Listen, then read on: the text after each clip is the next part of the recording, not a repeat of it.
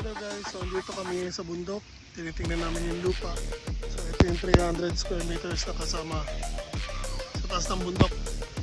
Yung mga kawayan. May puno ng persimmon, tatlo. So dalawang pilapil dito. Sukat na 300. Kulang-kulang daw 300 square meters.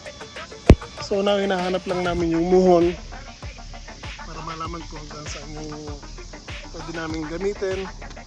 Sa umpisa hanggang saan yung pwede namin gamitin para siyempre hindi magkaroon ng problema sa katabi na may-ari ng lupa. So again, yung sa lupa dun sa baba na 900 square meters, libre po ito. Bali, omake, tulad sila, omake, binigay na lang to kasi pag nabenta yung lupa doon, may iwan lang to, tapos taga malayo pa yung may-ari.